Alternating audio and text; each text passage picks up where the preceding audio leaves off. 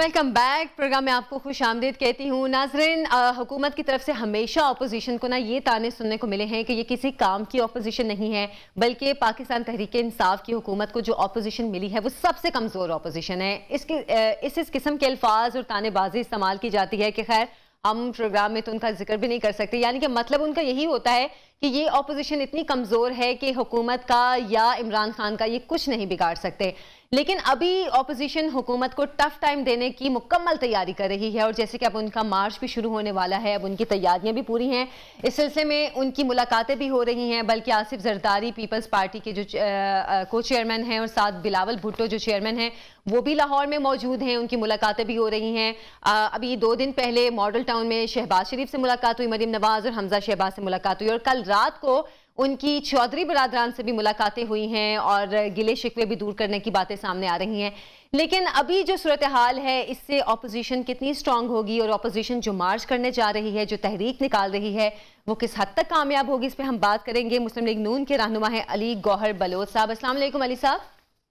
जी वालेकुम अस्सलाम। अली साहब, जैसे कि मैं इंट्रो में भी कह रही थी कि हुकूमत तो ऑपोजिशन को ताने दे रही है, बल्कि शुरू से दे रही है कि सबसे जो निकम्मी या कमज़ोर ऑपोजिशन है वो हमें मिली है और ये कुछ नहीं कर सकते। लेकिन आप लोग कुछ करने जा रहे हैं, क्या करने जा रहे हैं? बिस्मिल्लाहिर्रहमानिर्रहीम। देखें, ये तो बहुत कुछ कहते थे। मतलब है कि अगर आपको मैं पिछले 2 साल की बताऊं या पिछले गुज़श्ता 3 साल में, तो आपने देखा कि जो पीडीएम की तहरीक शुरू हुई, उस तहरीक में आपने देखा कि उसके बाद जितने भी ज़िमनी इंतखाबात हुए उसमें हुकूमत को और पीटीआई को बहुत बुरी तरह शिकस्त फाश हुई।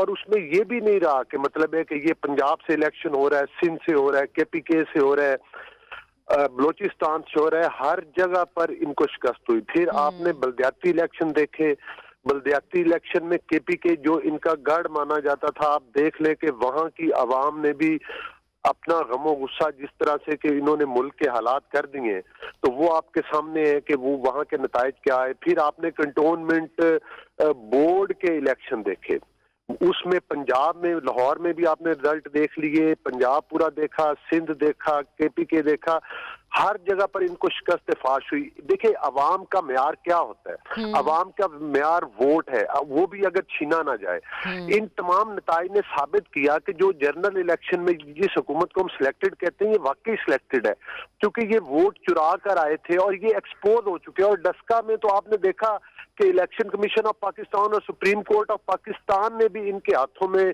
वोट चोर का सर्टिफिकेट पकड़ाया है। तो ये वो बातें नहीं है कि जो मैं सिर्फ मतलब है कि आपको दावे कर रहा हूँ, ये तो वो चीजें हैं जो मैंने आपको बता रहा हूँ, जिसको कि पूरे पाकिस्तान ने अपनी नजरों के साथ देखा है।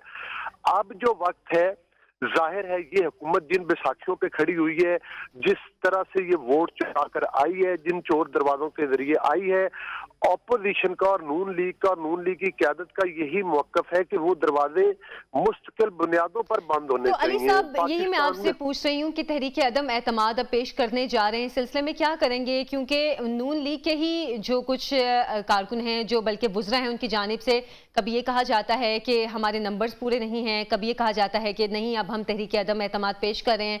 तो अब क्या करने जा रहे हैं? देखिए, ये हुकूमत जो है, इसको एक बात तो बड़ी क्लियर, जो मुलाकात हुई है शहबाज शरीफ साहब की, मरियम नवाज साहिबा की, और जिसमें हमदा शहबाज साहब भी शामिल थे, और बिलावल भुट्टो साहब और आसिफ अली जरदारी साहब जो मतलब है कि आए, तो उसमें भी उसके बाद आपने देखा कि शहबाज शरीफ साहब ने इत्माद में लिया, मियां साहब को फोन कॉल करके मौलाना साहब से भी बात हुई, और फिर कल मुस्लिम लीग की सेंट्रल एग्जीक्यूटिव कमेटी का भी इजलास हुआ। तो इनमें तमाम ये मामलात जो है डिस्कस हो रहे हैं कि इस गैर आईनी हुकूमत को आईनी तरीके के साथ घर भेजने के तरीकेकार पर ही गौर हो रहा है। अच्छा। और मियां नवाज शरीफ साहब ने भी उस मीटिंग के बाद जो बयान जारी किया, उन्होंने भी यही कहा है कि हम चूंकि इस वक्त पाकिस्तान करप्शन में और महंगाई में घिरा हुआ है, और ट्रांसपेरेंसी इंटरनेशनल ने भी अब तो इसको करप्ट तरीन मुमालिक में डिक्लेयर कर दिया, इस करप्ट हुकूमत की वजह से। पाकिस्तान तो बहुत जबरदस्त मुल्क है, नाकाबिले तस्खीर मुल्क है, लेकिन इस हुकूमत की वजह से अवाम के ऊपर, अवाम के मुंह से रोटी का लुकमा छीन लिया गया है। तो अब मामलात उस तरफ जाते नजर आ रहे हैं। कि लोग पहले तो ये मतलब है कि ये सारा प्रोपेगेंडा इनके किराए के तर्जुमान करते हैं कि ये तहरीकें कामयाब नहीं होंगी, ये फलां नहीं होगा। तो वो अब वो बेसाखियां गिरती नजर आ रही हैं कि जिनके सहारे पर ये हुकूमत खड़ी है। और आप देखेंगे कि पाकिस्तान को इंशाल्लाह नजात मिलेगी और आईनी तरीके के साथ होगा सब कुछ। आईनी तरीके से आप लोग सब कुछ करने जा रहे हैं। अगर आपकी ये तहरीक नाकाम हो जाती है तो क्या आप लोगों के पास कोई दूसरी हिकमत अमली भी है, कोई प्लान बी भी है कि हाँ अच्छा अगर ये एक चीज नाकाम होती है तो उसके बाद क्या करेंगे?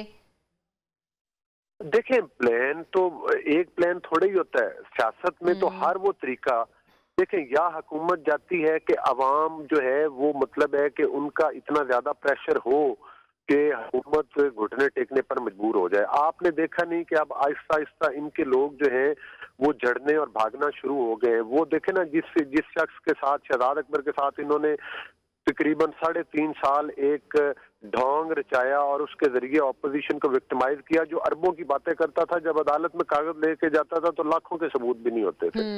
और आप देख लें 2-2 साल रेफरेंस दायर नहीं होते थे। वो सिर्फ उसको टारगेट नून लीग की क्यादत और मुस्लिम लीग की क्यादत को जो है वो विक्टिमाइज करना था। और आज वो भागता हुआ, और वो हम तो कहते हैं कि ऐसे लोगों का ECL में नाम डालें। नूर आलम इनके अपने MNA असेंबली के अंदर हमारे कोलीग हैं, उन्होंने कहा कि जो पहली 2 लाइनें उनका इशारा इनके वुज़रा की तरफ था कि इनके नाम भी ECL में डालें। आप देखेंगे कि ये एक एक करके स्टेक होल्डर खिसकते हुए और आपको इस भागते हुए नजर आएंगे, क्योंकि ये इनमें से बेशुमार तो वो लोग हैं, इनके दाएं बाएं बैठे हुए करप्ट लोगों का टोला है। और उसके सरगना हमारे प्राइम मिनिस्टर साहब ही हैं। और वो यही तो उनकी ATM मशीन है जिनके जरिए ये पैसा खाते हैं। आज अगर मुल्क में करप्शन ना होती तो ये पाकिस्तान की मुआशी हालात इतने बुरे नहीं होने थे। ये सारा मुद्दा कोरोना पर डाल देते। हालांकि कोरोना का तो अरबों रुपए का फंड जो हमें खैरात में मिला था वो ये खा चुके हैं और उसको भी हड़प कर चुके हैं बड़ी बेदर्दी के साथ। वो पाकिस्तान की आवाम का पैसा था। तो अब अपनी हर गलती कोताही का मुद्दा 2 ही इनके पास अल्फाज हैं, ये ऑपोजिशन ने, ये फला साबका हुकूमतों ने किया था, या ये बात कर देते हैं कि कोरोना का पेंडेमिक आ गया था। बाकी ममालिक में भी आया है। पर कैपिटा इनकम क्या है बाकी ममालिक में? पाकिस्तान में डॉलर किधर पहुंच गया? मतलब आप अंदाजा करें, लोग आटा खरीदने से भी मजबूर है। बिजली का बिल आम आदमी बेचारा अदा नहीं कर सकता। अपने घर के लोगों के लिए इलाज करवाने के लिए लोगों के पास पैसे नहीं है। तो मकसद ये है कि इस महंगाई पर काबू पाने के लिए जरूरी है कि इस पाकिस्तान में दोबारा जनरल इलेक्शन हों, जो कि मुनसिफाना इलेक्शन हो, ताकि अवाम की हकीकी हुकूमत मारते वजूद। चलिए, अवाम भी ये देखना चाहते हैं कि आप लोग आपस में मिलकर अब उनके लिए क्या करते हैं, क्योंकि जाहिर सी बात है जो महंगाई है, जो हालात हैं, अवाम उससे परेशान है। और अगर आप अवाम के लिए ये तहरीक चला रहे हैं, अवाम के लिए मार्च शुरू करने लगे हैं, तो अवाम यकीनन आपके साथ तो होगी। आपका बहुत बहुत शुक्रिया अली साहब। अभी एक छोटी सी ब्रेक से हम वापस आएंगे, हमारे साथ रहिए।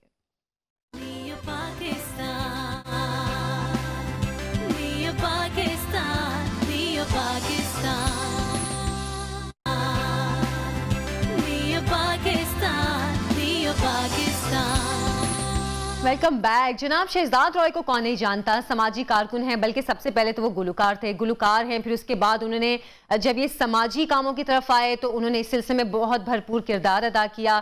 खासतौर पर बच्चियों की तालीम के सिलसिले में उन्होंने बहुत काम किया और ज़िंदगी ट्रस्ट के बानी और चेयरमैन भी हैं। बल्कि उन्होंने जो सोशल इश्यूज़ हैं उनको काफ़ी सामने लेकर आए, उन पर काम भी किया, बच्चियों की तालीम के लिए, गुर्बत के लिए, बेरोज़गारी के लिए। और उनकी जो समाजी खिदमात थी उसके एजाज़ में 2005 में उनको सितारा इम्तियाज़ मिला। बल्कि अभी रिसेंटली भी 2018 में उनको फिर से सितारा इम्तियाज से नवाजा गया है। तो हमारे साथ मौजूद हैं शहजाद रॉय साहब, उनको प्रोग्राम में खुशामदीद कहती हूँ। शहजाद साहब, सबसे पहले आपसे जो सवाल मैं करने जा रही हूँ वो भी यही है कि पाकिस्तान को बहुत से मसाइल का सामना है, गुर्बत है, बेरोजगारी है और ग़िज़ाई किल्लत है, पीने का साफ पानी है। मतलब ये सब जो बेसिक चीज़ें हैं, ये बहुत बड़े बड़े मसले हैं पाकिस्तान में। आपके सामने तमाम सूरत हाल है, क्या कहेंगे आप? जैसे कि मैंने आपको बताया कि स्कूल ही नहीं है इतने हमारे पास, तो आप जो बाकी प्रॉब्लम्स बताए जा रहे हैं वो ऑब्वियसली बढ़ते जाएंगे और हम तबाह हो जाएंगे, ख़त्म हो जाएंगे। सो अगर हमने अभी ये नहीं किया, इसलिए मैं कह रहा हूँ ये सबसे बड़ा इशू है दुनिया का भी, हमारे मुल्क का सबसे बड़ा इशू है। बिकॉज ये लॉ एंड ऑर्डर, करप्शन, जो कुछ भी है, इतनी आबादी है कि आप उनको मैनेज नहीं करेंगे तो आप कैसे आने चलेंगे। देखें, मसला ये है कि जो आम आदमी है, जो रोजी रोटी कमाता है, उसके लिए एनवायरनमेंट और पॉपुलेशन लोग कहते हैं कि नहीं समझ आएगा। वो क्यों? पेपर स्ट्रॉ इस्तेमाल करेगा या वो क्यों प्लास्टिक की थैली इस्तेमाल करेगा? उसको सुबह खाना लाना है, बच्चों को इलाज कराना है, उसके पैसे नहीं है। बट पॉपुलेशन एक ऐसी चीज है जो समझाई जा सकती है लोगों को, और लोग समझेंगे कि हम अपने हालात बेहतर कर सकते हैं अगर हमारे बच्चे कम हों तो। अच्छा, 2070 तक कहा यह जा रहा है कि पाकिस्तान की जो आबादी है 35 करोड़ से तजावुज कर सकती है। अब अगर इतनी बड़ी आबादी है, उसकी ग़िज़ाई ज़रूरियात, उसकी बाकी जो बेसिक नीड्स हैं उनको पूरा करना एक बहुत बड़ा मसला हो जाएगा। आबादी का ये जो बम है हमारे ऊपर, यानी कि इंडिविजुअली हम देखें तो किस तरह असरअंदाज होगा हमारे ऊपर? आप 2070 की बात कर रहे हैं, मुझे लगता है 2030 में भी अगर हमने फैमिली प्लानिंग नहीं की हुई हुई अच्छे तरीके से और आज नहीं स्टार्ट की तो 2030 बहुत मुश्किल हो जाएगा। अभी 2025 बहुत मुश्किल हो जाएगा, क्योंकि देखिए हमारे पास प्राइमरी स्कूल्स हैं। उन प्राइमरी स्कूल्स के बाद एक पिरामिड बनता है जो सेकेंडरी स्कूल की तरफ जाता है। एक नेचुरल ड्रॉप आउट हो जाता है बिकॉज सेकेंडरी स्कूल्स बहुत कम है, और फिर उसके ऊपर हायर सेकेंडरी कॉलेजेस और बहुत कम है, तो नेचुरल ड्रॉप आउट हो रहा है। वो बच्चे पढ़ना चाहते हैं, पढ़ नहीं सकते, तो पहले उनको तो पहुंचाएं स्कूल्स, वो नहीं पहुंच रहे अभी। तो आगे पॉपुलेशन बढ़ेगी तो यू कैन वेल इमेजिन कितना बुरा हाल होगा। अच्छा, पाकिस्तान में हर 8 सेकंड बाद एक बच्चा पैदा हो रहा है, और जैसे कि आबादी के बम की हम बात कर रहे हैं तो जनूबी एशिया में आबादी बढ़ने का जो तनासुब है हमारा, हम अव्वलीन नंबर्स पर, मतलब जो स्टार्टिंग के नंबर्स हम उन पर आते हैं, तो आपके ख्याल में ये आगे जाके कितनी मुश्किल सूरत हाल हो सकती है? जैसे कि आप कह रहे हैं कि 8 सेकंड में बच्चा पैदा होता है, तो आप ये देखें कि हमारे मुल्क में मैटरनल डेथ कितना हाई है ये रेट, और किस तरह से माँ बच्चे मर रहे हैं, और जो पैदा होते हैं वो थोड़े से बाद मर जाते हैं, और फिर जो बच जाते हैं वो जानवरों से बदतर जिंदगी गुजारते हैं। सो ये नंबर हमें कम करने के लिए family planning is the only way, contraceptives की access is the only way. बिल्कुल ठीक कहा आपने। अच्छा शहजाद साहब, अब पाकिस्तान की अगर हम बात करें तो यहाँ पर अपनी आबादी की जो खुराक की ज़रूरियात है वो पूरी करने के लिए, मतलब बहुत कम है जो वसाइल हैं हमारे, और पाकिस्तान अपनी आबादी की खुराक की ज़रूरियात ही पूरी नहीं कर पा रहा। हमें मुस्तकबिल में खुराक के हवाले से किस किस्म के मसाइल का सामना करना पड़ सकता है? खुद ये देखें कि आप खुराक की बात कर रहे हैं, हम ये जो ग्रोथ, जो बच्चे ग्रो नहीं कर पाते सही तरीके से, उसके बारे में हम कितना सुन रहे हैं इस वक्त। तो पॉपुलेशन बढ़ने को छोड़ें, इस वक्त हम जो मेल नरिश्ड बच्चे हैं, हम जो अपना जिंदगी ट्रस्ट है वहाँ पर, हालांकि हम अफोर्ड नहीं कर सकते, सरकारी स्कूल चलाते हैं सही, बट हम तमाम छोटे बच्चों को ब्रेकफास्ट प्रोग्राम देते हैं, बिकॉज वो इतने मेल नरिश्ड होते हैं कि सारा दिन वो गुजार नहीं सकते स्कूल के अंदर। फैमिली प्लानिंग जो आगे पॉपुलेशन आ रही है, अभी हमें इस पॉपुलेशन को मैनेज करने की जरूरत है, क्योंकि हमारे पास इसके लिए रिसोर्सेज नहीं है। बार बार मैं यही बात कह रहा हूँ कि अगर अभी हमने नहीं डिसीजन लिया तो तमाम जितनी चीजें आप देख रहे हैं, तो आबादी को कंट्रोल करने के लिए शहजाद साहब हुकूमत को क्या इकदाम करने होंगे? खासतौर पर फैमिली प्लानिंग की भी आप बात करें, इसके लिए क्या करना होगा? देखिए, पहली चीज मैंने आपको फिर दोबारा बता रहा हूँ कि 70% लोगों को एक्सेस हमें देनी है कॉन्ट्रासेप्टिव्स की। उसके अलावा मैसिव कैंपेन करने की जरूरत है। बिल्कुल। सुप्रीम कोर्ट का ये डिसीजन है कि उन बच्चियों की करने का रजिस्टर नहीं हो सकता जो फैमिली प्लानिंग का कोर्स करके नहीं आएंगे। तमाम स्कूल, कॉलेजेस, यूनिवर्सिटीज के अंदर एज अप्रोप्रिएट तालीम देने की जरूरत है फैमिली प्लानिंग की। ये तमाम चीजें हैं जो करने की बहुत जरूरत है। सही। अच्छा शहजाद साहब, आप भी सफीर बराए फैमिली प्लानिंग मुकर्रर हुए हैं, और इस सिलसिले में आपका बुनियादी काम क्या होगा? कोई टारगेट्स भी रखे हैं आपने? शहजाद साहब, आपको मेरी आवाज आ रही है तो बताएगा कि आप भी सफीर बराए फैमिली प्लानिंग मुकर्रर हुए हैं, आपने कोई टारगेट्स मुकर्रर किए हैं? मैनेजमेंट एक ऐसी चीज है जो किसी एक इंटरवेंशन से ठीक नहीं हो जाएगा, हमें मल्टीपल इंटरवेंशंस करने की जरूरत है। जैसे कि 17% ऐसे लोग हैं इस मुल्क में जो कॉन्ट्रासेप्टिव इस्तेमाल करना चाहते हैं, फैमिली प्लानिंग करना चाहते हैं, लेकिन उनके पास एक्सेस नहीं है, उनको फैमिली प्लानिंग के बारे में पता नहीं है। अगर उनको एक्सेस ही मिल जाए तो भी वो फैमिली प्लानिंग पर अमल दरामद शुरू कर देंगे। बट उन 17% को नहीं मिलने की वजह से हमारा जो अभी परसेंटेज है कपल्स का जो फैमिली प्लानिंग करते हैं और कॉन्ट्रासेप्टिव्स इस्तेमाल करते हैं, वो 34% है। अगर ये 17% को भी एक्सेस मिल जाए तो 50% हमारे मुल्क में लोग फैमिली प्लानिंग कर रहे होंगे। बिल्कुल ठीक। और ये 50% कन्विंस्ड हैं, इनको कोई मौलवी, कोई पेरेंट्स, कोई लिबरल, कोई मना नहीं कर रहा कि आप ये फैमिली प्लानिंग ना करें। फिर जो 50% हैं उन तक एक्सेस का भी इशू है, और उनको कन्विंस भी करना है और उनको अवेयर भी करना है। उसके लिए हमें एक बहुत बड़ी कैंपेन चलाने की जरूरत है। आई होप जब तक मैं गुडविल एम्बेसडर हूँ पॉपुलेशन और फैमिली प्लानिंग का, आई होप कि मैं कोई ठीक है। आप बहुत जबरदस्त काम करें शहजाद रोए, लेकिन अभी जैसे रिसेंटली शहजाद रोए का एक गाना भी रिलीज हुआ है मौला वे, और हम सबको पता है कि कोविड ने किस तरह पूरी दुनिया को मुतासिर किया है, खास तौर पर जो हमारे जो हॉस्पिटल का अमला था, खास तौर पर हमारे डॉक्टर्स, पैरामेडिक्स या हमारी नर्सें, जितने भी लोग थे हॉस्पिटल के, वो इससे बहुत ज़्यादा मुतासिर हुए। तो शहजाद रॉय ने उनको खिराज तहसीन पेश करने के लिए ये गाना जो है रिलीज़ किया है। शहजाद, आपने एक साथ पैगाम भी दिया है, खिराज तहसीन भी पेश किया है इस गाने के ज़रिए, कैसे ख्याल आया इस गाने का? देखें, ये एक रोमांटिक गाना हमने बनाया था, शानी ने कंपोज किया, लिखा नदीम असद ने, और फैसल कुरैशी ने आइडिया दिया कि इसको कोविड पर हमें शूट करना चाहिए, जो वीडियो का आइडिया था। फिर एस.एम. रहीम ने क्या ज़बरदस्त इसे डायरेक्ट किया। मैं हमेशा ऐसे लगा रहे भी गाना था, तो मैं कोशिश करता हूँ कि ज़्यादा आप पैगाम जब देते हैं, जब आप प्रीच करना शुरू कर देते हैं, तो लोग सुनते नहीं हैं। तो इसलिए हमने एक रोमांटिक सेटिंग के अंदर ये मैसेज कन्वे किया और डॉक्टर्स को पैगाम दिया, और ये भी कहा कि आप वैक्सीनेशन पूरी लग। अच्छा, जिन हेल्थ केयर प्रोवाइडर पर आपने एक गाना बनाया है उनके हवाले से बताइएगा, क्योंकि वो सब तो हम सब मानते हैं लाइक तहसीन है, आपने उनके बारे में गाना बनाया है, उनके बारे में बताइए हमें। ये जो 2 डॉक्टर्स जो जिन कपड़ों के अंदर अंदर आते हैं, उससे आपको पता लग जाता होगा कि हेल्थ वर्कर्स हैं। इनको वहीं पर मरीजों की हेल्प करते हुए कोविड हुआ होता है, और हमने सेटिंग ऑब्वियसली रोमांटिक रखी है ताकि लोग रिलेट कर सकें। देखिए, बहुत सारे ऐसे लोग थे जो हस्बैंड वाइफ थे और वो कोरोना का शिकार हुए, फिर एंगेजमेंट कुछ लोगों की हुई थी, कुछ हेल्थ वर्कर्स दोनों हॉस्पिटल में एक साथ मियां बीवी काम करते थे, वहां पर ही हुआ। सो आई थिंक उन तमाम लोगों ने, मैं जब कमेंट्स पढ़ता हूँ तो बहुत लोग के दिलों को टच किए ये बात, खासतौर पे डॉक्टर्स के, कि किस तरीके से उन्होंने लोगों को एक दूसरे को। अच्छा शहजाद, अब हम बात करें कोरोना की, अब हम सबकी जिम्मेदारी बन चुकी है कि हम कोरोना वैक्सीन लगवाएं। आपका क्या ख्याल है इस बारे में, क्या लोग इस जिम्मेदारी को पूरा कर रहे हैं? मैं समझता हूँ इस वीडियो के अंदर भी बार बार लिखा हुआ आ रहा होता है कि आप अपनी कोविड वैक्सीनेशन मुकम्मल कराएं, बूस्टर लगवाएं, जो भी गवर्नमेंट की गाइडलाइन है उसको। अच्छा, और अभी कोविड भी खत्म नहीं हुआ, तो एहतियाती तदाबीर के हवाले से आप क्या पैगाम देना चाहेंगे? और अभी भी लोगों की जानें जा रही हैं, और बहुत लोग जिनको आप जानते हैं, मशहूर हैं, उससे आपको पता चल रहा है कि दुनिया में लोग इसका शिकार हो रहे हैं। तो प्लीज़ मास्क पहने और अपनी वैक्सीनेशन कंप्लीट कराएं। ठीक है, बहुत बहुत शुक्रिया शहजाद रोय आपके वक्त का और आपकी गुफ्तगू का। आपने अपनी वीडियो के जरिए भी लोगों को एक ज़बरदस्त पैगाम दिया है। समाजी खिदमत तो आप कर रहे हैं, लेकिन जो भी रिसेंटली आपकी वीडियो आई है, आपका गाना है, उसके जरिए भी आपने लोगों को पैगाम भी दिया है, साथ ही साथ एहतियाती तदाबीर का भी कहा है। बहुत शुक्रिया आपका। अभी एक छोटी सी ब्रेक से हम वापस आएंगे, हमारे साथ रहिए।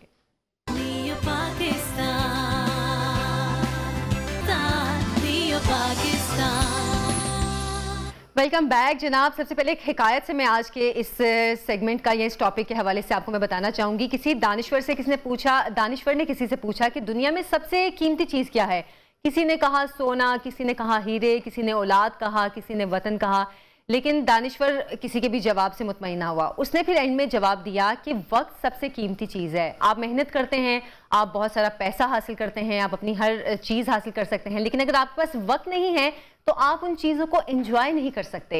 यानी कि सिर्फ ये नहीं कि आपने काम करने में मेहनत करने में वक्त लगा दिया, अपने लिए वक्त निकालना बहुत ज़रूरी है। अपनी ज़िंदगी के लिए, अपनों के लिए वक्त निकालना बहुत ज़रूरी है।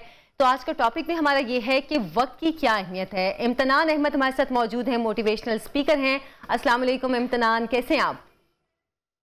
जी अस्सलाम वालेकुम Ayesha, thank you very much for having me on the show. अच्छा इम्तिनान, जैसे मैं बात कर रही थी कि आपके पास अगर वक्त नहीं है तो जितना मर्जी पैसा हो, जितनी मर्जी लग्जरी हो, आप उसको एंजॉय नहीं कर सकते अगर वक्त नहीं है आपके पास। आपका क्या ख्याल है? बिल्कुल सही कहा आपने, क्योंकि ये जो दुनिया में हमारे साथ इंसान के साथ बनी नो इंसान को दी गई है, ये थ्योरी ज़मा और मका की है। ये टाइम एंड स्पेस थ्योरी है कि जहां पर आपका तयन आपके खमीर से होगा और आपका तयन आपको दिए गए वक्त से होगा। और वक्त की खूबसूरती है कि किसी को नहीं पता कि उसके पास कितना वक्त है। आज आप जगह जगह पर देख लें कि जितने भी ये प्लेटफॉर्म्स हैं, चाहे सोशल मीडिया प्लेटफॉर्म्स हैं या कोई भी प्लेटफॉर्म्स है जिनको लोग कहते हैं अरे ये तो फ्री में है, हम फ्री में इस्तेमाल कर रहे हैं। आप फ्री में इस्तेमाल नहीं कर रहे, आप अपना वक्त दे रहे हैं। वो वक्त जो आप जिंदगी में बहुत कुछ करने के लिए इस्तेमाल कर सकते थे, वो सारा वक्त आप बेच रहे हैं उन कंटेंट को देखने के लिए जिससे आपको इल्म नाफे नहीं मिल रहा, जिससे आपकी जिंदगी में कोई इजाफा नहीं हो रहा। तो आज लोग अपना वक्त बर्बाद करने की तरफ शायद बहुत तेजी की तरफ जा रहे हैं।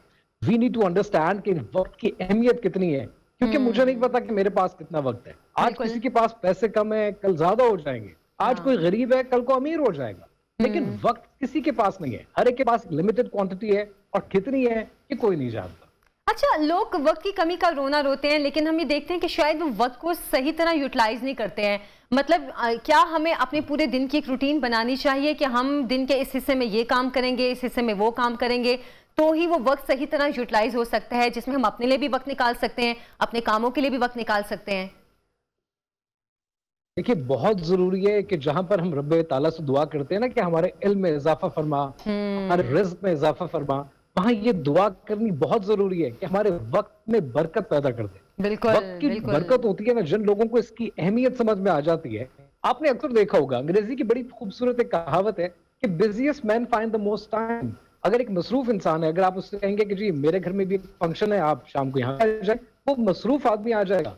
लेकिन जो वेला है ना, वो वेला आदमी नहीं आएगा, क्योंकि वेले के पास वक्त जो है वो जाया करने के लिए बहुत ज्यादा है। हाँ, तो वक्त में बरकत होना बहुत जरूरी है। लेकिन लोग इस अहमियत को नहीं जानते कि जो हम बेकार सी एक्टिविटीज में अपना वक्त जाया कर रहे हैं, कभी एक मिनट के लिए रुक कर ये सोचें कि पूरे दिन की एक्टिविटी में 24 घंटे में मैंने किया क्या। वो जितनी एक्टिविटीज उनको लिखें कि इनमें से कौन सी एक्टिविटीज थी जिनको कोई काम नहीं था। मैं आपको एक छोटी सी मिसाल देता हूँ। अक्सर लोग मुझे ये कहते हैं कि जब मुलाकात होती है तो कहते हैं कि जी पहला काम रोजाना सर मेरा ये होता है कि सुबह उठते ही ना बिस्तर से उठता हूँ तो अपने मोबाइल के ऊपर जितनी नोटिफिकेशंस होती हैं उनको मैं क्लियर करता हूँ। उन तमाम वीडियोस को जो लोगों ने व्हाट्सएप फॉरवर्ड्स आते हैं लोगों के पास, वो तमाम वीडियोस देखता हूँ। मैं उनसे ही पूछता हूँ, मैंने कहा यार तुम बात ये करते हो कि आप सारा दिन अपना वक्त स्पेंड करते हैं, आप कोशिश ये करते हैं ये तमाम वीडियोस देख लें, लेकिन जब आप कहते हैं कि सर मेरे पास नमाज के लिए वक्त नहीं निकलता, कभी ये सोचने की तो कोशिश करो, कभी ये कैलकुलेट तो करो कि नमाज में वक्त जाता कितना है। मैं आपको आयशा मेरे मजेदार वाक्य सुनाता हूँ। जब मैं जिंदगी में सारे पढ़ने लिखने के अमल से गुजर रहा था तो बड़ा एक जोश चढ़ा एक दिन। मैंने ये सोचा कि यार कि जितनी हम नमाज की बात करते हैं फजर से लेकर इशा तक, एक दफा कैलकुलेट तो करें कि ये जितने फर्ज हैं, जितनी फर्ज रकात हैं, इसमें वक्त कितना लगता है। अच्छा, हर इंसान की पढ़ने की अपनी एक रफ्तार है। मैंने ये कैलकुलेट किया और आयशा आप हैरान हो जाएंगी कि फर्ज नमाजें फजर, जोहर, असर, मगरिब, इशा, फर्ज रकात पढ़ने के लिए टोटल इंसान को 17 मिनट चाहिए होते हैं। अच्छा, जबकि आप व्हाट्सएप की एक वीडियो 5 मिनट की, दूसरी वीडियो 10 मिनट की देखकर दिन पूरा बर्बाद कर देते हैं। बिल्कुल, अपनी एक्टिविटीज को प्लान करना बहुत जरूरी है। बिल्कुल। अच्छा इम्तिनान, आपने बड़ी अच्छी बात की है कि अपनी एक्टिविटीज को प्लान करना बहुत जरूरी है। यानी कि हम ये कह सकते हैं कि हम अपनी जिंदगी का, अपने दिन का जो ज्यादातर हिस्सा है वो मोबाइल फोन्स पर या एप्स को देखने में बर्बाद कर रहे हैं। बहुत ज्यादा वक्त बर्बाद करते हैं, खासतौर पे यूट्यूब। मैं आपको मिसाल देता हूँ कि एक एवरेज पाकिस्तानी, ये रिसर्च बेस्ड फैक्ट है, मैं अपनी बात नहीं कर रहा, एक एवरेज पाकिस्तानी दिन का 1.5 घंटा यूट्यूब पे स्पेंड करता है और दिन का आधा घंटा फेसबुक पे स्पेंड करता है। अब आप 17 मिनट का हिसाब लगा लें कि अगर 17 मिनट में नमाजें पूरी हो रही थी तो बाकी के टाइम इंसान क्या कुछ कर सकता है। अब यहाँ पर जरूरी ये है कि इंसान ने ये सोचना है, और एक आम एवरेज पाकिस्तानी को ये सोचना चाहिए कि जितना 24 घंटे में वक्त आपके पास है, इतना ही दुनिया में किसी और के पास भी है।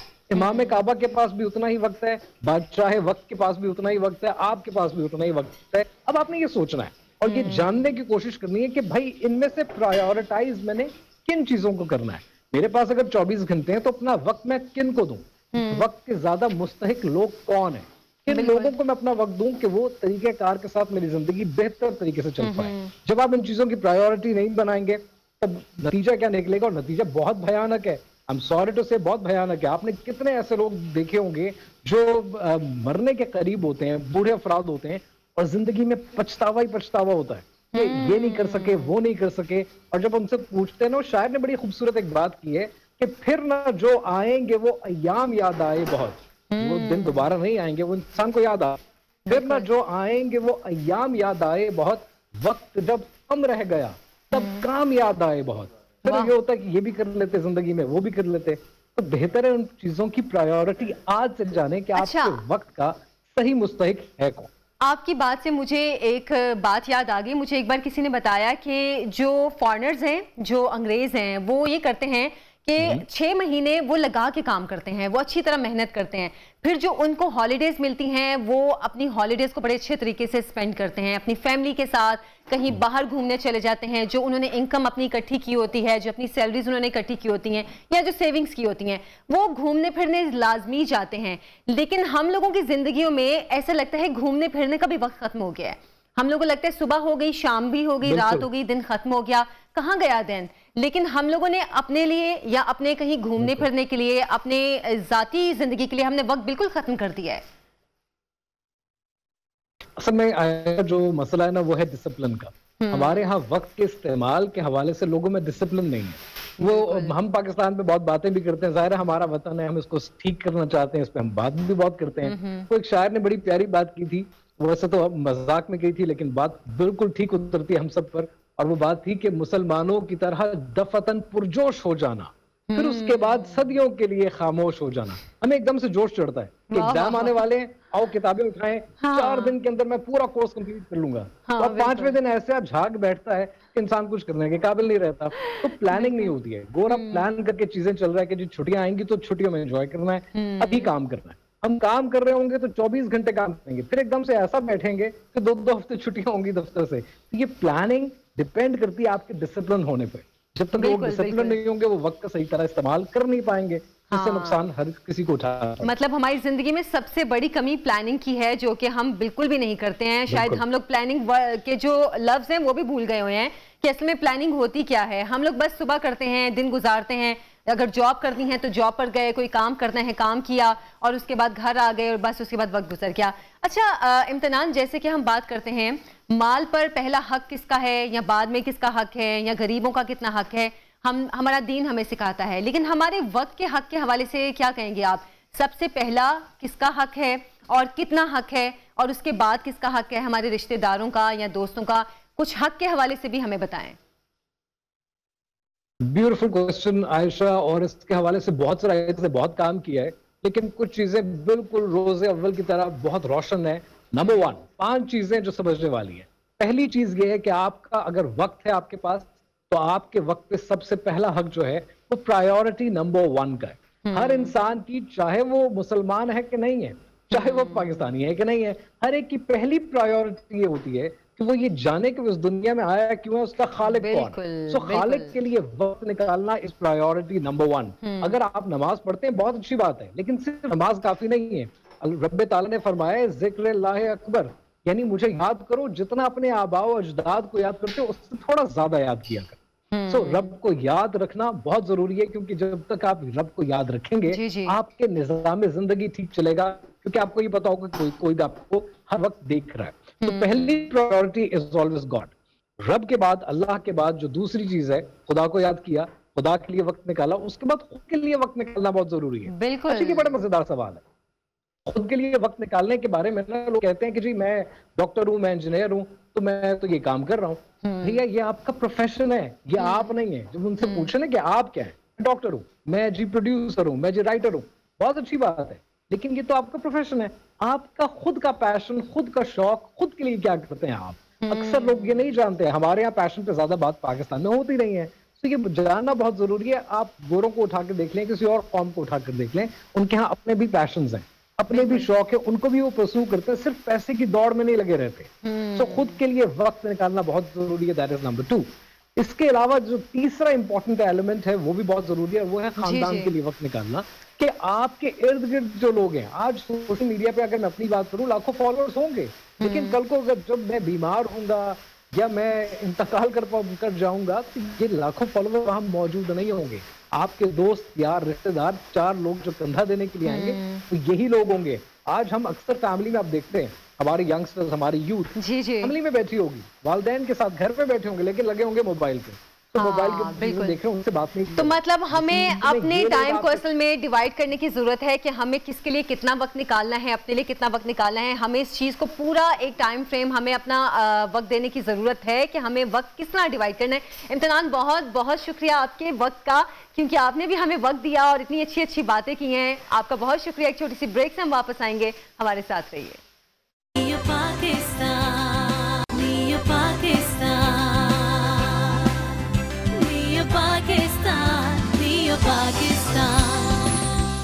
Welcome back. प्रोग्राम में आपको खुश आमदीद कहती हूँ। एक न्यूज़ आई है, वो भी आपसे शेयर करना ज़रूरी था। तो ख़बर कुछ ये आई है कि नारोवाल में एक मदरसे में जो बच्चों ने मुजरे सेहत खाना खाया, ये गुज़श्ता रोज़ की खबर है। उन्होंने मुजरे सेहत खाना खाया जिससे बच्चों की हालत गैर हो गई।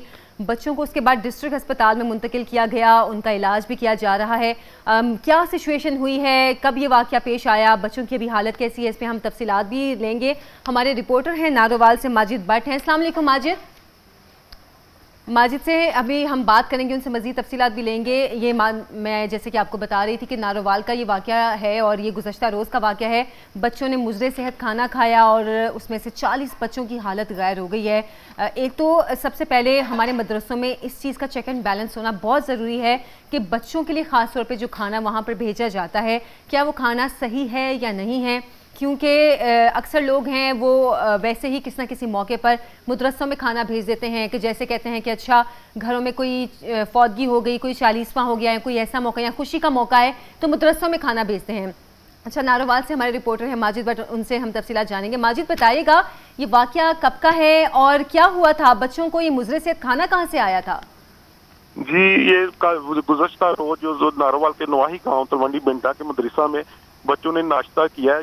ये नाश्ता वो मदरसे में खुद ही तैयार करते हैं। अच्छा। और वो नाश्ता करते हुए उनकी जो है ना बच्चों की तबीयत खराब हो गई है, वो वॉमिटिंग उन्होंने शुरू कर दी है, गैस वगैरह शुरू कर दिया, जिसको रेस्क्यू ने मौका पर पहुंचकर हॉस्पिटल बच्चों को मुंतकिल किया है। वहाँ पे हॉस्पिटल में जो है ना इनके मैदे वॉश किए गए हैं और वॉश करने के बाद जो है ना इनको डिस्चार्ज कर दिया गया आज सुबह। बच्चों की हालत जो बिल्कुल क्लियर हो गई, ठीक हो गई थी। अच्छा। तो पीसी नारोवाल ने जो है ना वो फ्रांसिक वालों को उधर भेज दिया मदरसे में, जहाँ वो खाने का सैंपल लेकर लाहौर फ्रांसिक में भेज देंगे। उसका रिजल्ट आने के बाद जो है ना वो हतमी कार्रवाई करेंगे। जी माजिद, ये बच्चे क्या सारे मदरसे में रिहाइश पजीर थे कि वहीं पे अपना नाश्ता वगैरह बना रहे थे और फिर वो खाने से इनकी तबीयत खराब हुई? ये 100 से ऊपर जो मदरसे में ये तलबा हैं, जिनमें से ये 42 की जो हालत खराब हुई है ये नाश्ता करने के बाद। हाँ जी। अच्छा, तो ये खाना मतलब बच्चों ने खुद बनाया था या वहाँ पे कोई कुक वगैरह रखा होता है मदरसे में जो खाना बनाता है सब बच्चों के लिए? जी, उन्होंने एक कुक रखा हुआ है, ये वो ही तैयार करते हैं रूटीन में। जी। अच्छा, तो अभी बच्चों की हालत ठीक है? क्या बताया जा रहा है कि तबीयत उनकी बिल्कुल ठीक है, डिस्चार्ज कर दिया हॉस्पिटल से? बच्चों की बिल्कुल तबीयत ठीक है, उनको डिस्चार्ज कर दिया गया आज। वो बच्चे सारे अपने अपने घरों में वापस चले गए हैं। अच्छा, तो इन्वेस्टिगेशन क्या हो रही है? कोताही किससे हुई है? क्या जो कुक है उसने कोई ख़राब खाना था जो बच्चों को दिया, या जो स्टॉक पड़ा हुआ था खाने का उसमें चीज़ें ख़राब थी जिसकी वजह से वो खाने से बच्चों की तबीयत ख़राब हुई? वो कल जो डीसी नारोवाल ने वो फ्रांसिक टीम को और पुलिस को उधर भेजा है, उन्होंने खाने का सैंपल ले लिया। वो आज उन्होंने भेजा लाहौर में। वो कहते हैं वो रिपोर्ट आएगी तो उसके बाद ही कोई फैसला होगा कि क्या हुआ इसमें। अच्छा, कोई गिरफ्तारी भी हुई है क्या? नहीं, अभी तक कोई कार्रवाई अमल में नहीं आई, बस वो रिपोर्ट आने के बाद जो है वो कार्रवाई होगी। अच्छा, तो मतलब अभी कोई गिरफ्तारी नहीं हुई है, सिर्फ खाने का सैंपल लिया गया है जो कि अब लाहौर भेजा जाएगा और उसके बाद पता चलेगा कि असल मसला क्या था। तो इस हवाले से मदरसे की इंतजामिया क्या कहती है? वो इंतजामिया का कहना है कि हम रूटीन में जो खाना तैयार करते हैं वैसे ही हमने तैयार किया, हमसे कोई गफलत नहीं हुई इसमें। ठीक है, मतलब इंतजामिया का कहना है हमसे कोई गफलत नहीं हुई है और अभी सिलसिले में इन्वेस्टिगेशन भी हो रही है। माजिद, बहुत शुक्रिया आपका। उम्मीद करते हैं कि इस हवाले से इन्वेस्टिगेशन जो है वो सही तरह और पता चले कि असल में मामला हुआ क्या। अच्छा जनाब, एक और चीज़ जो कि बच्चों के हवाले से ही मैं बात करना चाह रही थी कि हम ये देखते हैं कि छोटे बच्चों में मिट्टी खाने की आदत बहुत होती है, और अगर आप किसी बच्चे को कहीं बिठा दें किसी ऐसी जगह पर जहाँ पर मट्टी हो या पत्थर पड़े हों, तो अक्सर बच्चे वहाँ से मट्टी उठा के मुँह में डालना शुरू कर देते हैं। कुछ बच्चों को तो इतनी ही आदत होती है कि अगर आप उनको मना करें तो वो बाकायदा रोते हैं इस पर कि मट्टी खानी है। ये हम अक्सर बच्चों में देखते हैं। अच्छा, इसके नुकसानात क्या होते हैं, इस पे हम बात करेंगे। डॉक्टर हाफिज मोहम्मद इदरीस साहब हमारे साथ स्टूडियो में मौजूद हैं। अस्सलाम वालेकुम डॉक्टर साहब, कैसे हैं आप? खैरियत से हैं? शुक्र है। अच्छा डॉक्टर साहब, जिसमें मैं बात करी थी कि बच्चों में ये आदत मट्टी खाने की खास तौर पे बचपन में होती है, और तो कई आदतें होती हैं जब बच्चे बड़े हो रहे होते हैं, नई नई आदतें सीखते हैं, नई नई चीज़ें सीखते हैं, लेकिन ये मट्टी खाने की आदत क्यों होती है बच्चों को? सबसे पहले तो मैं आपका शुक्रिया अदा करूँगा, आपने बहुत अच्छा टॉपिक चुना है। ये वालिदैन के लिए बहुत बड़ा इशू बना हुआ है आजकल। और जब बच्चे इस तरह की हरकतें कर रहे होते हैं, मट्टी खाते हैं, सीमेंट खाते हैं, रेत भी खाते हैं, छोटे मोटे रोड उठा के भी खाते हैं, तो पहले तो माएँ प्यार से भी समझाती हैं, डांटती भी हैं, इवन के वो अब तो जो सख्त माएँ होती हैं वो थप्पड़ भी लगा देती हैं डांट। और जिस तरह आपने कहा कि बच्चा फिर जिद करता है, अब उसमें बच्चे का कसूर नहीं होता। एक्चुअली एक बीमारी होती है बच्चों में, जो बच्चे न्यूट्रिशनल डेफिशिएंसी का शिकार होते हैं, ग़िज़ाई किल्लत का शिकार होते हैं, उनमें ये मामला होता है। आपने अक्सर देखा होगा अब या सुना होगा कि जब ख़वातीन भी हामला होती हैं, प्रेग्नेंट होती हैं, उस वक्त भी उनका दिल करता है उल्टी सीधी चीज़ें खाने को, मट्टी खाने को। और अब तो वो ट्रेंड नहीं है, लेकिन किसी दौर में बाकायदा ख़ास मट्टी आती थी खाने के लिए, जिसको गाचनी मट्टी भी बोला जाता था। वो स्पेशली ख़वातीन हमल के दौरान या छोटे बच्चे जो हैं वो बाकायदा खाया करते थे। तो उसमें सबसे ज़्यादा जो डेफिशिएंसी होती है वो जब बच्चों में कैल्शियम की आयरन की और जिंक की कमी होती है, तब बच्चे जो हैं वो मट्टी खाना शुरू करते हैं। अच्छा। अब हम जो है अब उस चीज़ को अंडरस्टैंड नहीं कर पा रहे होते, हम समझते हैं ये बच्चे की, और ये किसी हद तक ये भी ठीक होता है कि आदत भी एक बच्चे से दूसरे बच्चे में जाती है, लेकिन उसके पीछे पीछे उसकी जो पैथोलॉजिकल चेंजेस होती हैं वो भी हमें देखनी होती हैं कि बच्चा क्यों इस तरफ जा रहा है। और ऐसे बच्चे जो होते हैं वो आपको देखेंगे कि वो सही ना रोटी खा रहे होंगे, ना दूध पी रहे होंगे, ना खाना खा रहे होंगे, ना टाइम पे वो अपनी कोई बाकी डाइट ले रहे होंगे, फ्रूट नहीं खा रहे होंगे, लेकिन मट्टी की तरफ उनका बड़ा ध्यान होगा। अच्छा। उनको आप जितना मर्जी आप उनके ऊपर नजर रखें, वो कहीं ना कहीं से कुछ और छुपके से वो खोद के ले आते हैं। वो जहाँ से भी उनको मिलता है वो पकड़ के लाते हैं और वो मट्टी खाना शुरू कर देते हैं। लेकिन ये मजाक का मैं इसके साथ सवाल करूँ कि मट्टी से उनकी ग़िज़ाई किल्लत पूरी हो जाती है? नहीं, किल्लत पूरी नहीं हो जाती। एक्चुअली ये होता है कि वो उसकी अर्ज इस तरह से आती है बॉडी के अंदर। ये एक किस्म का जैसे बाकी मुख्तलिफ बीमारियों में एक साइन सिम्टम्स आते हैं ना, कि इस बीमारी से हमें पता चलता है कि अच्छा ये सिम्टम आ रहा है तो ये बीमारी हो सकती है, ये सिम्टम आ रहा है तो ये बीमारी हो सकती है। यानी कि मट्टी खाने से आप लोगों को ये पता चल जाता है कि बच्चे के ये सिम्टम्स इस वजह से हैं, इस वजह से इसलिए वो मट्टी खा रहा है। वालिदैन आके या कोई भी मरीज आके अपनी अलामत बताता है, बीमारी तो नहीं बताता ना। जब वालिदैन आके बताते हैं कि ये बच्चा जो है ये दूध नहीं पीता, ये फ्रूट नहीं खाता, ये रोटी बस थोड़ी सी खाता है, इसका टिफिन साथ भेजते हैं, खाली टिफिन, वैसे ही टिफिन वापस ले आता है, सारा दिन नहीं कुछ खाता पीता, मट्टी खा लेता है। या फिर बाज़-औक़ात लोग गोली टाफ़ी पापड़ शापड़ इन चीज़ों पे भी ज़्यादा बच्चे शौक से खाते हैं, लेकिन वो खाना प्रॉपर नहीं खा रहे होते। उसी वजह से वो डेफिशिएंसी का भी शिकार भी हो रहे होते हैं, और उसी वजह से वो, इसको हम ये भी कह सकते हैं कि वो चूज़ी फूड लेते हैं, उनकी ख़ास चॉइसेस होती हैं। ठीक है। अब इवन के कुछ कंप्लेंट्स तो वालिदैन की इस तरह की भी आती हैं हमारे क्लिनिक्स पे कि बच्चे जो हैं वो ये जो पक्के घर हैं उसमें नहीं, वो माचिस खाना शुरू कर देते हैं, माचिस के मसाला खाना शुरू कर देते हैं, कागज़ खाना शुरू कर देते हैं, क्योंकि अब वो घर इस तरह के बन गए, सीमेंटेड हैं, टाइल्ड हैं, तो उसमें मट्टी रेत नहीं मिलती। तो या फिर जब जूतों के साथ आती है तो इवन हमने तो वो तस्वीरें बना के लाती हैं, तो बच्चा जूता उठाता है और पीछे से वो साफ करना शुरू कर देता है। तो इस तरह से मतलब वो हालात हो जाते हैं, क्योंकि वो अब चूँकि हर बंदा तो मेडिकली एजुकेटेड नहीं होता, उसको नहीं पता। वो बच्चों को सख्ती करते हैं, मारते हैं, डांटते हैं, लेकिन वो उनको नहीं पता होता कि ये इसका जो मसला है इसका मेडिकली ट्रीटमेंट हो सकता है, या इसकी डाइट बेहतर करने से ये मसला हल हो सकता है। तो ये फिर इस तरह से जाता है। अच्छा। अक्सर हमें उसकी वो न्यूट्रिशनल वैल्यूज के ऊपर देखने की जरूरत होती है कि उसके कैल्शियम इनटेक प्रॉपर। तो ये कितनी एज के बच्चे हैं जो ज्यादा इस आदत में वो ये 2 साल से लेकर 10 साल तक के बच्चों में ये ज्यादा मतलब बड़े बच्चों में भी आदत होती है? बच्चों में, बड़ों में ही होती है ना, जो चलना फिरना शुरू, इवन जो स्कूल गोइंग बच्चे होते हैं वो भी कर रहे होते हैं इस तरह की हरकतें। अच्छा। वो स्कूल से चाक उठा के बच्चे खा रहे होते हैं। अब तो चाक का भी वो जमाना नहीं है, डस्टर लोग यूज, वो बोर्ड मार्कर यूज होते हैं। जब चाक का इस्तेमाल होता है या फिर चाक मुख्तलिफ ड्राइंग्स वगैरह में यूज करते हैं, तो बच्चे वो चाक उठा के खाना शुरू कर देते हैं। या ये सीलिंग वाले होते हैं, चूना शूना, इस तरह की जो चीजें होती हैं। मतलब आपने तमाम जो उसकी डिफरेंट टाइप्स थी वो बता दी हैं कि क्या क्या चीजें हैं जो बच्चे खाते हैं। हाँ, ये हमारे एक्सपीरियंसेस में आती रहती है ना, जब माएँ बच्चों को लेके आती हैं ट्रीटमेंट्स के लिए और मुख्तलिफ डिस्कशन करती हैं, तो उससे वो पता चलता रहता है कि बच्चा ये भी अर्ज करता है, बच्चा ये भी अर्ज करता है, और बच्चा ये खाना शुरू कर देता है। तो ये बच्चों के लिए तो है ही है, लेकिन वालिदैन के लिए बड़ा इम्तिहान होता है। अच्छा, इसका नुकसान भी होता है? अब जैसे कि चलें मट्टी खाना, और अभी आप चाक भी कह रहे थे, वो ख़ास किस्म की एक मट्टी आती थी, वो भी बच्चे खाते थे। मतलब ये तमाम चीज़ें खाने का नुकसान भी है, पेट की तकलीफ़ें या कोई और बीमारियाँ? देखिए, कोई भी चीज़ है ना जो हम खा रहे हैं, तो सबसे पहले हमें ये देखना होता है कि ये हाइजीनिक है या नहीं है। अब जो हम किचन से खाना, अभी आपने एक स्टोरी भी की है वो मदरसे की, वो तो एक बाकायदा कुक्ड फूड था खाने के लिए ना, अगर उसमें कुछ ऐसी चीज़ है तो उससे नुकसान हो सकता है। तो जो ऐसी चीज़ जो पड़ी मट्टी में है, जो पड़ी ज़मीन पे है, जो है ही गंदी चीज़, जब वो खाते हैं तो उसके अंदर मुख्तलिफ जर्म्स, बैक्टीरियाज और इस तरह के जो हैं कीड़े मकोड़े और मुख्तलिफ चीज़ें हो सकती हैं। जब वो खाते हैं उससे फिर उनका पेट भी ख़राब रहता है, उनकी सेहत और डाउन होनी शुरू हो जाती है। तो उसकी वजह से भी बच्चे ज़्यादा से ज़्यादा बीमार रहने और बार बार फिर बीमार रहने लग जाते हैं, उनकी इम्यूनिटी वीक होना शुरू हो जाती है। न्यूट्रिशनल डेफिशिएंसी तो वो ऑलरेडी है, वो हम डिस्कस कर चुके हैं। उसके साथ जो उन्होंने इनटेक किया है वो भी अनहाइजीनिक है। जब वो अनहाइजीनिक और साथ वो न्यूट्रिशनल डेफिशिएंसी दोनों जब मिला देते हैं तो वो बच्चे की इम्यूनिटी जो है, वो कुव्वत मुदाफ़त उसकी कम होना शुरू हो जाती है, वो बार बार मुख्तलिफ बीमारियों का शिकार होने लग जाता है। तो इसके लिए कोई क्या कुछ ऐसा तरीका होता है कि बच्चे को इस आदत, मतलब अगर मेडिकेशन हम बाद में बात करेंगे, लेकिन क्या कोई ऐसा तरीका होता है कि बच्चे को इस आदत से किस तरह छुटकारा दिलाया जाए? हाँ बिल्कुल, इसका बड़ा आसान और अच्छा तरीका है कि मैंने आपको पहले बात बताई कि इसमें कैल्शियम और आयरन और किसी हद तक जिंक, इन 3 न्यूट्रिएंट्स की अगर हम कमी पूरी करें तो वो ठीक हो सकता है। अब वो कमी कैसे पूरी करेंगे हम घरेलू तौर पे, क्योंकि मेडिकेशन जो है वो तो हम इस तरह ऑन एयर बता भी नहीं सकते और इस तरह डिस्कस भी नहीं हो सकती, क्योंकि patient to patient age wise चीज़ें डिफरेंट होती हैं। लेकिन एक आसान सा एक हल बता देते हैं, वो ये है कि अगर आप खजूर लें, खजूर में आयरन जो है वो वाफर मिकदार में होता है।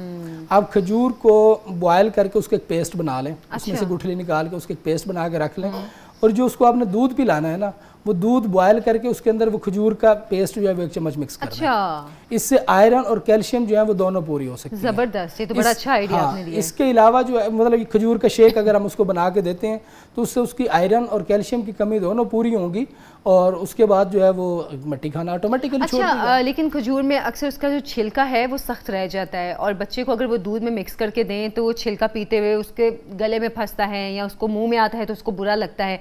तो इस चीज़ को कैसे कवर करें? क्या खजूर के छिलके को अच्छी तरह नरम करना ज़रूरी है? नहीं, इसका ना ये अक्सर जब हम ये रिकमेंडेशन करते हैं तो फिर यही कंप्लेंट आती है कि ये बड़ा मुश्किल हो रहा है। उसका तरीकाकार ये है कि हम पानी में उसको बॉयल करके अच्छी तरह पकाते हैं। अच्छा। पकाने के बाद जब वो अच्छी तरह खजूर गल जाती है और वो फिर उसका पेस्ट बनता है ना, तो वो फिर आसान होता है। अच्छा अच्छा। अगर आप ऐसे ग्राइंड करेंगे तो वो खजूर इस तरह ग्राइंड नहीं होती। सही। वो फिर जो आपने कंप्लेंट की है ना कि वो छिलका रह जाता है या उसके वो टेस्ट उस तरह का आता है, या फिर वो जरा मोटी रह जाती है, बारीक फुल ग्राइंड नहीं होती, वो अच्छी तरह सॉफ्ट नहीं होती है, अच्छी तरह सॉफ्ट नहीं होती है। तो उसका तरीकाकार यही होता है कि आप उसको अच्छी तरह पानी में बॉयल करें, वो जब अच्छी तरह गल जाएगी फिर उसका वो पेस्ट, और लेकिन पानी उसमें से खुश्क करें, क्योंकि पानी अगर ज्यादा उसमें रह जाएगा तो फिर जल्दी खराब होने लग जाता है। हाँ, सही। आप उसको अच्छा पेस्ट बना के उसका रखें, और चीनी की जगह भी आप उसको बच्चों को वही इस्तेमाल करें।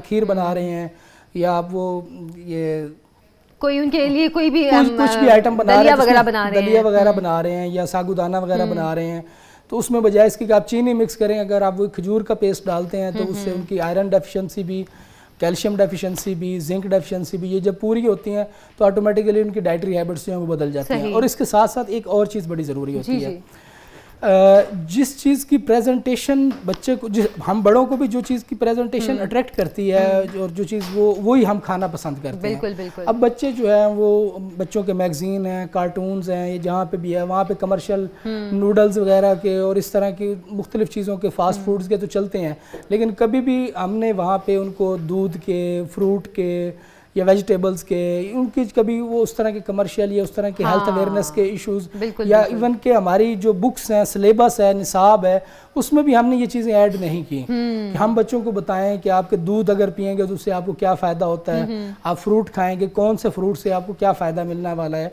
तो वो बच्चों की ना उसके साथ वो अटैचमेंट नहीं होती। बच्चों को हम बताते हैं, मतलब हम कमर्शलाइज करके चीज़ों को इस तरह दिखाते हैं, जो फास्ट फूड है और इस तरह की चीज़ें हैं, कि बच्चों का जो दिल है वो चाहता है कि हम ये चीज़ खाएं। हाँ, और बच्चों को फील होता है कि फलां बिस्किट खाने से इतनी शक्ति आती है, वो जो उस तरह के अल्फाज बोले जाते हैं ना, फलां बिस्किट खाने से, फलां कोल्ड ड्रिंक पीने से, वो कोल्ड ड्रिंक पीने से, उस तरह की चीज़ें दिखाई जाती हैं। बिस्किट खाने से आयरन आता है। हाँ। आप कोई सोचे बिस्किट में आयरन कहाँ से आया?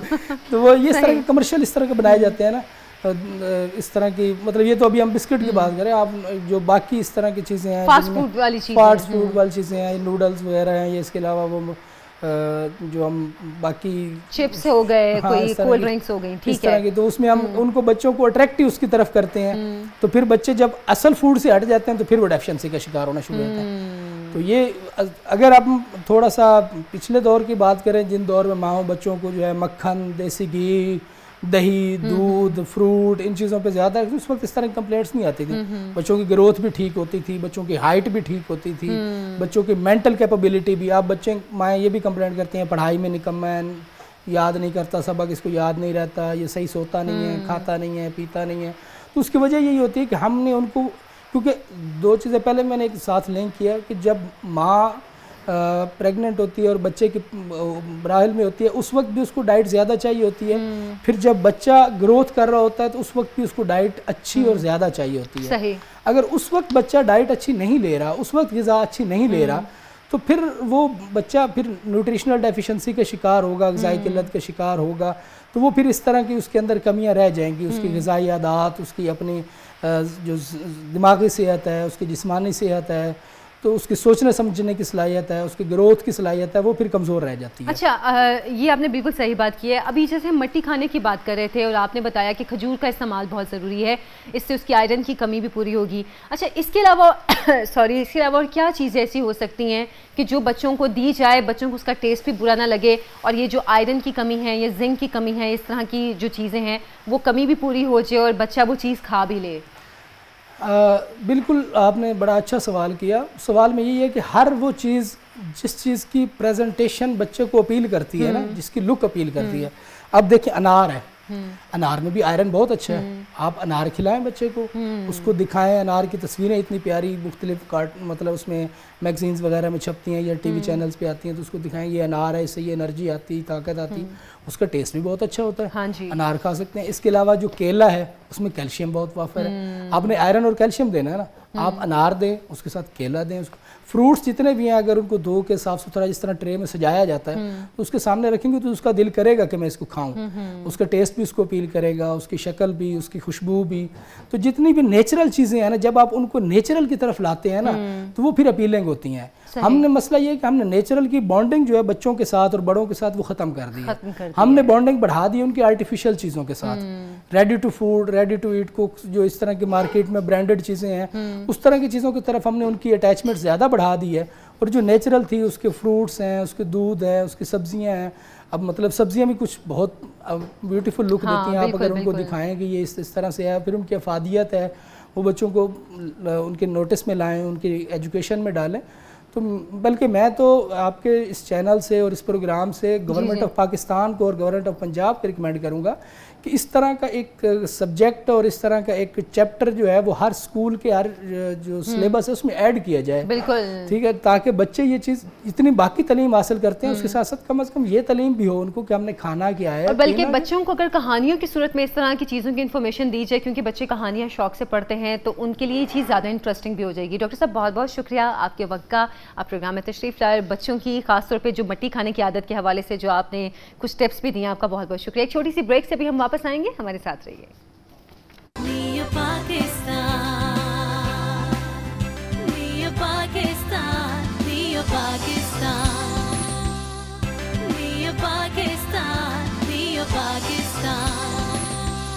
Welcome back. रूह अफ़ज़ा की किचन से आपको खुश आमदीद कहते हैं। अनम मेरे साथ मौजूद हैं और आज अनम कुछ स्पाइसी सा बना रही हैं क्योंकि मेरे गले को जाके लगे। अच्छा, वैसे आज क्योंकि मैं पास्ता बना रही थी तो मैंने एक चीज़ ज़हन में रखी, नहीं अनम मिर्चों पे हाथ बहुत हल्का रखना है। वैसे तो ये देसी स्टाइल आज हम कीमा मैक्रोनी बनाने जा रहे हैं। अच्छा। तो जान ही रहे बना चुके हैं, बना चुके हैं।